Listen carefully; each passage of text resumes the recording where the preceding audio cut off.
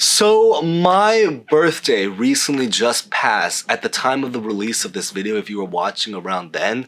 And the idea is that I'm currently at the age where we'll just say that most people that I went to school with back in the day, they're basically now all getting settled. They are now marrying, they are now having children, they are raising family, while I'm still single and figuring life out, which is okay. And that's actually one of the things that we're going to talk about in a little bit. So definitely stay tuned. But the idea really behind it is that now that my birthday has passed, I want to spend today's video really reflecting and talking a little bit about the 11 things and lessons that I learned throughout my 20s that I really wish I knew back then in the day when I was, in my especially specifically in my early 20s, when I still had time to kind of do these things throughout my 20s. The idea really behind this one is that if you are someone that's out of your 20s already, so let's say you're 30 or above, then maybe you can watch this video to see whether or not you agree or disagree, or to share your own kind of lessons that you've taken away you might want to share to our community. If you are someone that's in your 20s currently, then this is the perfect video for you. Or if you are someone that's under 20, and then this is also the perfect video for you, because if you're under 20, you can maybe watch this video to absorb these lessons so you can prepare for what life is going to be like when you graduate from college or high school or move on to trying to enjoy your life in your 20s. So with that being said, let's just get right to this video. But as always, if you guys enjoy videos like this, like, to share some support, comment, subscribe, hit the bell, and let's get started. So as most of you guys probably already know is that I'm a millennial. I grew up in the 90s. I'm someone that had a Game Boy. I played with trading cards, and I also had VHS tapes. But the first lesson that I really want to share with you guys is that when it comes to friendship, and I'm going to start with some social related stuff and then some financial related stuff. But when it comes to friendships, the first thing that I really learned throughout my 20s is that friends are very fleeting. And this is one of the biggest things that I think is really important, because I used to think that this was kind of like an effort where it's so important to kind of cling on to past friendships, which it is. But the idea really is that because of the nature of just how life works, throughout your 20s, it is very reasonable to think and even expect that you will lose a lot of friends. That's just the sad truth about it. It's not necessarily because you maybe had a fight with your friends. It's not because you had a fallout. It's not because of any of those reasons. But it's just simply because as people get older, they get busier, they start to marry, they start to have children, they get busy lives, they maybe work in a career where they have horrible work-life balance, and the idea is, or they move away. That's another very popular one. They move away to a new state, to a new country, to a new place, to a new location, or they develop a new lifestyle. Some of them become homebodies. They just stop going out to enjoy life anymore. But the idea, bottom line behind this one, is that because friends are very fleeting for the most part, and it is very difficult to try to maintain long-term friendship with the right people, because in order to do that, it takes a lot of effort from both parties to be able to achieve this. And because of the nature of what happens in life in your 20s is that you will have a lot of friends that will come, hopefully, but you also sadly have to deal with a lot of friends, and that's the harsh truth, that will just go. And that's one of the biggest things. I used to be someone that tried my best to cling on to friendships, but I realized that as I got older is that a lot of times you just have to let them go. Because the reality is that going back is that it takes two sides to make friendship work. You need to be able to have things reciprocated back and forth, and not every single friendship that you make is going to be reciprocated in the same exact way. And that's the harsh truth.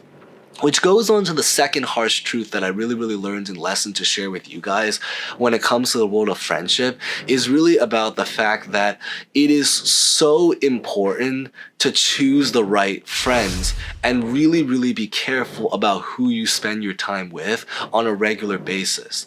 What used to be the case, and what I used to think back in the day, was that the goal was to basically try to become friends with everyone.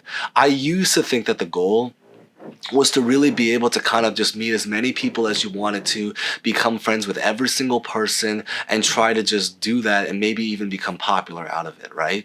But the idea is that as I got older, one of the things I started to learn is that it's not just about how many friends you have, although that is very important. but it's also about the quality and the depth of the friendship and about how much you share values with your friends. There were a lot of friends that I had back in my early days that I realized that they were not necessarily bad people, but that we had a massive fallout. And the reason we had a fallout was because of a lot of change in values. So for example, what's just one example about this is I had one friend that really, really cool person, really, really great. But the idea behind it is that that person really wanted to start a family soon. Well, for me, I wanted to enjoy life a little bit better. You know, I wasn't ready to settle into corporate America while they were. I wanted to kind of try something more entrepreneurial. I wanted to travel a bit. I wanted to enjoy life for a bit. So naturally, our paths just divide, you know? And that's what really ended up happening. So again, we never fought. We never really had an argument. Life just kind of happened, and it became a thing that I had to start to spend time with friends that had similar values. I had to try to meet new friends that, you know, shared that common lifestyle and goal and values of wanting to be able to go out, to enjoy life, to not settle in yet, and to be able to kind of just maximize their 20s, unlike a lot of other people that wanted the opposite. You know, they wanted to settle in, they wanted to have children by 25, which is again totally okay, but that was just the nature about it. Which probably is a great segue into the next thing that I really want to talk about as the third lesson that I really picked up in my 20s, which is really about relationships. And it's about the fact that because at the time period, I also deep down inside, while it is true that later in my mid 20s, I wanted to pursue the solo life, I also had a little bit of pressure from a lot of people at the time period, especially from my early social circles, of trying to settle in and have a relationship. And one of the things that I learned in my 20s, especially if you are someone that's trying to really live life to the fullest, is that it's okay to be single. It is okay to be single. And that's one of the biggest misconceptions. I think a lot of times there's some kind of stigma where like, oh, if you're in a relationship, it means you're successful and you're better. And if you're single, it means you're alone and you're not doing much or there's something up going on in life. But as I got older, one of the things I learned is that not only is it okay to be single, but for certain people, it may actually be even better to be single because there's a lot of pros about it that's very underrated that nobody really talks about. So what are some examples of this is I realized that because I was single throughout most of my 20s, I was able to travel all the time. I was able to take higher risks. I saved a lot of money, you know, especially from a guy's perspective. You know, being single meant I didn't have to pay for expensive dates. I didn't have to pay to raise children. I saved a lot of money. I was child free. I was able to save a lot of money. I was able to travel. I was able to do whatever I wanted. I was able to do things without compromise. And I was able to spend time with a lot of friends, especially friends of the opposite gender. Whereas a lot of people I knew that started, again, nothing about whether it's better to be single or not, but the point about this is that there's just a lot of perks about being single that I think a lot of people don't always talk about, that's very, very underrated. And I think that's probably going to be the next takeaway from this particular point and topic that I really want to make. So now maybe making a little bit of a transition to talking about other stuff is that, or rather other stuff beyond just social life, friendships, and relationships, is that the fourth and next thing that I think is a really, really harsh truth and lesson that I really, really learned throughout my 20s is that it is so important, and this is something I actually did do, but I just wish I did even more of, to invest your money early. We are a finance channel at the end of the day. At the core, we do talk about self-help topics. Maybe we will talk about more self-help topics, so maybe subscribe if you guys haven't done so and you're still around this video. The idea really behind this one is that because investing is one of those things where if you were to zoom out the graph of any big name stock, Amazon, Apple, Nvidia, all of those like really, really big name stocks, but at the very least, the S&P 500. So any of those like big name ETFs, SPY. The idea really behind this one is that you will notice that the trend is that overall statistically, the stock market will go up and improve over time. The reason for this is that because our economy needs to be productive, Businesses need to thrive. Money has to flow to places. Inflation is happening, and so many different things that will drive the stock market higher to new highs each and every single year or so, or every single period of time overall when you look at the big picture. So the idea really is just invest early, because the idea is that because a lot of the best investments that I made were simply put made by just buying a stock and holding it and doing absolutely nothing except passively watching numbers on a screen throughout several months, passively throughout the years, and seeing that stock flourish to new highs. And that is where a lot of the most amount of money that I've made in the stock market really came from. It didn't come from options trading. It didn't come from day trading. It came from buying and holding from a very, very early time period, which is about 7 to 8 years ago, for me at least, when I got into the stock market. So that's going to be the next thing. Now, the next thing is also a relatively financial lesson that I really, really learned throughout my 20s that I didn't really consider back then, is about the importance of money. The bottom line is money is very important. And this was one of those things that in my early 20s I did not really consider. And the reason I did not really consider this in my early 20s was that because at the time period in my early 20s, my expenses were very, very low. I had moved back home. I moved out of my family's home, and then I moved back home with my family. I was single, as we know. I didn't have a lot of expenses. I, didn't have a very active or vibrant lifestyle. I was someone that was kind of more humble. I was more of a homebody at the time period in my early 20s. So as a result, I also didn't have a lot of expenses, so I didn't really consider the significance of money.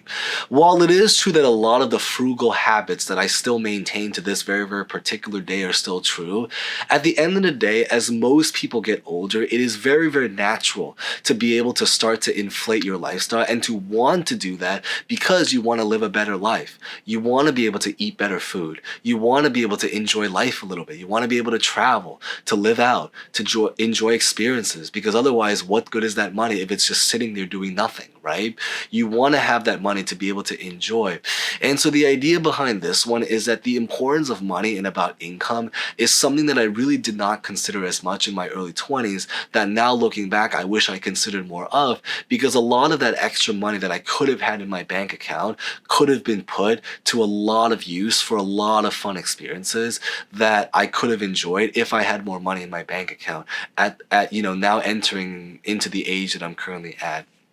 But while it is true that money is very, very important, there's also a lot of things that are even more important than money, which is a very great transition to the next point that I really want to make, which is really about the fact that not only is money important when it comes to deciding on your career path, but one of the other things that's also important is work-life balance. Work-life balance is very, very important.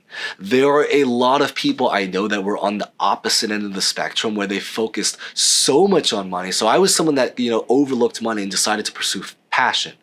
Then there's a lot of people I know that pursued money. But as a cost about it, what they never really, really considered is that in their early 20s, there's a lot of people I know that chose the career that would make them the most amount of money, but neglected to consider the amount of hours and the sacrifice it would have to take in their jobs to be able to get that amount of money. Bottom line behind this one is that there's a lot of people I know that maybe made a fortune throughout their 20s, but the problem is that maybe they were working jobs that maybe destroyed their physical health, maybe destroyed their mental health, maybe involved working 100 hours per week or just long, long hours, early mornings and nights. And as a result, because of that reason, although they made a lot of money, they lost the time and was never able to actually enjoy that money. And there's a saying, and this is a quote that I don't know if it's a famous quote. It might have been just something I talked to someone while drinking at a bar one night with a mentor of some kind. But it basically goes something like, at any stage in life, you can always make money. It becomes harder later, but it's possible to make money. That's why it's important to invest early.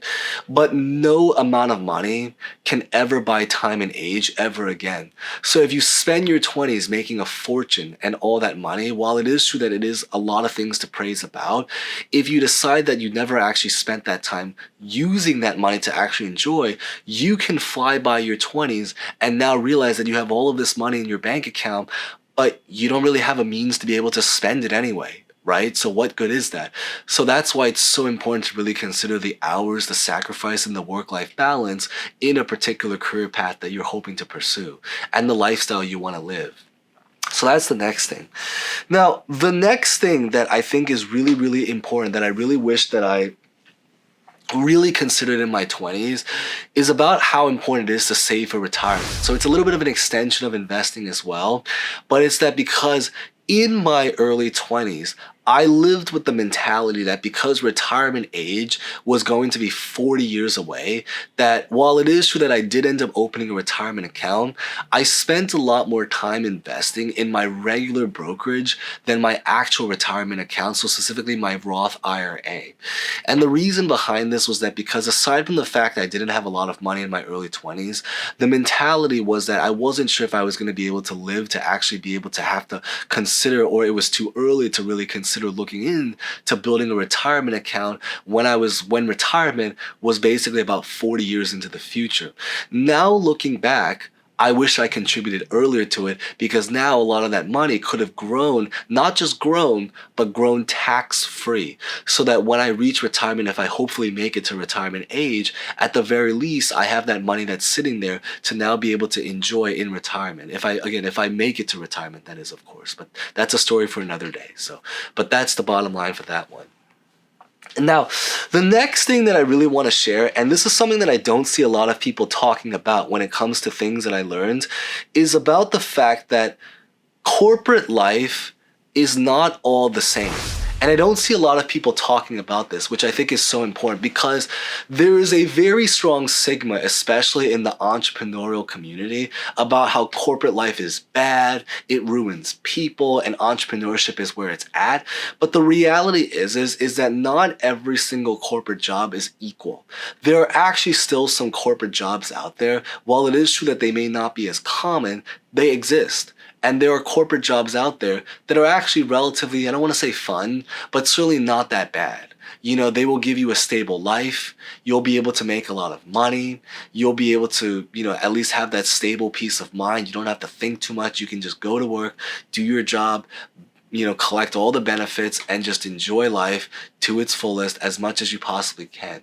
So the idea really behind it is that because I sadly did not have a very great experience when it came to my time in corporate America. However, now looking back, there's also a lot of things that I realized that's not perfect about the entrepreneurial world as well, that I actually deep down inside kind of miss from my job in corporate America. And that there's a lot of people I know that also feel very similar, that they also enjoy their life in corporate America. So it's not always as a bad thing as people make it out to be, which is a really, really great extension of the next point I want to make, which is really about that entrepreneurship, on the other hand, is not for everyone. There is a very big stigma, as we have already mentioned, about how entrepreneurship is golden. You can get rich, you can get wealthy, you can make a lot of money. And while a lot of this stuff is true, what a lot of people tend to neglect is that entrepreneurship life is not easy. It is not easy to be an entrepreneur, and while it might be a glamorous job for a lot of people, it is also not a job that every single person can actually qualify to be able to have. It's a little bit like saying, the dream job is to become an NBA player, is that at the very end of the day, even if it was true, which is not true at all, because, there's a lot of sacrifice, and I speak as someone that went to school with a lot of NBA players, so I know NBA players, and I've spoken to NBA players before. But the idea really is that a lot of people might claim that being an NBA player is a dream job, but the sad reality is that even if that happens to be a dream job, not every single person can become an NBA player, especially when the probability of becoming an NBA player is actually under 1%. It is in the fraction of a percent. So being an entrepreneur, while the probability is not as bad as it is as an NBA player, it is still not as common and successful as many people make it out to be. Businesses fail all the time. Most businesses have to file for bankruptcy, or at the very least, close down at some point within the next who knows, period of time, it is not a perfect life. And I think that golden, stigma that, entrepreneurship is everything is a very, very common misconception that I learned from starting a lot of the business ventures that I did throughout my 20s. And that's going to be the next thing. And the next thing that I really want to share, and we're going to wrap up because this video is getting a little bit long, but hopefully you guys are finding this insightful. Subscribe if you guys have, are still here around. Is that if you are someone that is going through a lot of difficulties in life right now and you're in your early 20s, is that I went through a very dark time period in my early 20s. As some of you guys may or may not know if you've been following this channel, in my early 20s, I was lost in my career, I was broke, I was single. A lot of people I know were struggling into their careers, they were making money, they were marrying, they were in relationships, they were having children, while I was just struggling with all of that stuff. But the idea is that if you position yourself in the right path, the bottom line behind this point is that life has the potential to unexpectedly get better.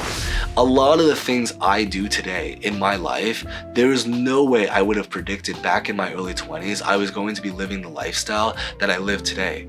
There was no way I was going to predict that I was going to career transition and be in my dream profession, be, doing what I can, meeting the people that I did, traveling to places I never would have thought that I would have been able to travel to, and a lot of these fun experiences. It gets a lot better, and I wish I knew that in my early 20s. And probably the final thing that I really wish I knew in my early 20s, that I actually technically did do this, but it is something that I can now confirm is even more true than ever, is that if you are in your early 20s, or if you are not yet in your 20s and you're about to make the transition into your 20s, is that take this time, especially if you are someone that realizes you don't have a lot to lose and sacrifice right now, and really be able to write down your goals.